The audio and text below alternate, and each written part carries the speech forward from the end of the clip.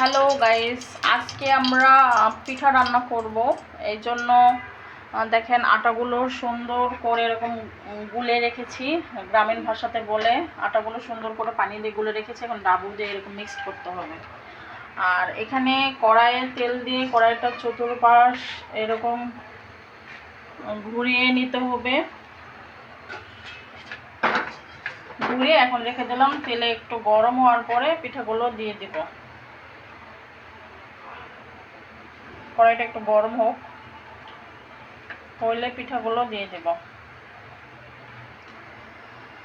দেখি আমাকে প্রথম আমার দে, আমি ভিডিও রাখবো, কথা বেশি বুঝো তুমি, পরে পরে তুমি।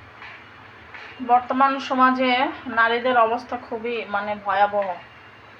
এতটা মানসিক টর্চার তারা হাজবেন্ডের বাসায় হয় যা বলার মতো না। কেউ মানুষের সাবস্ক্রাইব করে না, বলো কে? হ্যাঁ, কেউ সাবস্ক্রাইব করবো? একটু বুঝতে শুনে মতো বলি। হ্যাঁ, বাঙালি মানুষ যে আমরা করতেই পারি, বাঙালি মানুষের আর কিছু। সো পিঠাটা হচ্ছে,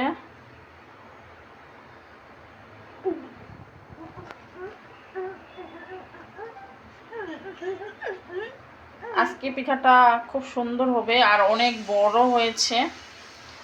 আগে তো দেখালামই পুরো কড়াই সুন্দর করে তেল গরম করে নিয়ে তারপরে এরকম করে গোল করে নেওয়া হয়েছে।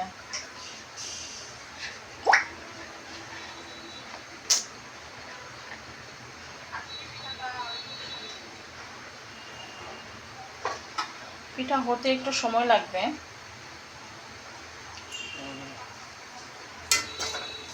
এখন খুচুন দিয়ে দেখতেছি, না এখনো হয় নাই।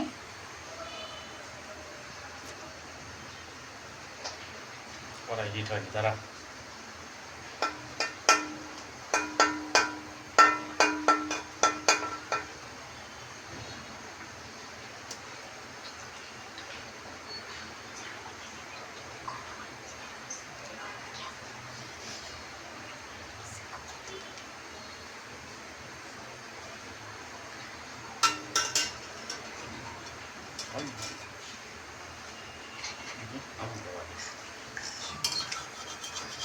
এখন না হয় না, এখনো আর একটু সময় লাগবে।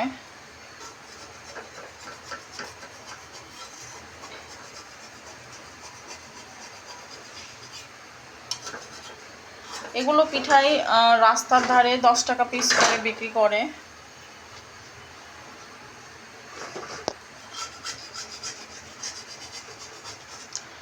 আমরা বাঙালি খুবই ভোজন রসিক, কিন্তু কষ্ট করতে চায় না।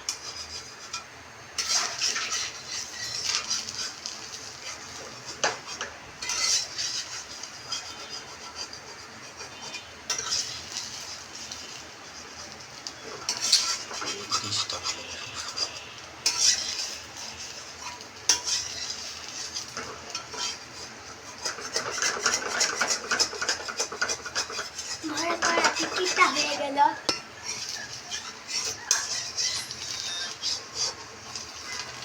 সব পিঠাটা হয়ে গেছে, এখন উল্টিয়ে দেওয়া হচ্ছে।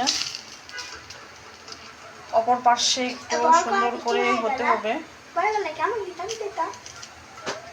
আমি ভালো করতাম।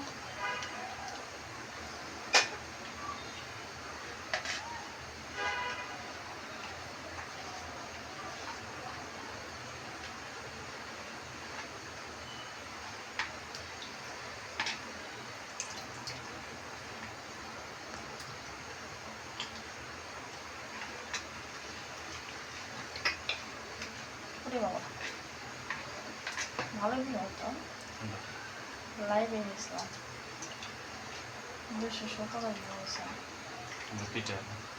না গানে।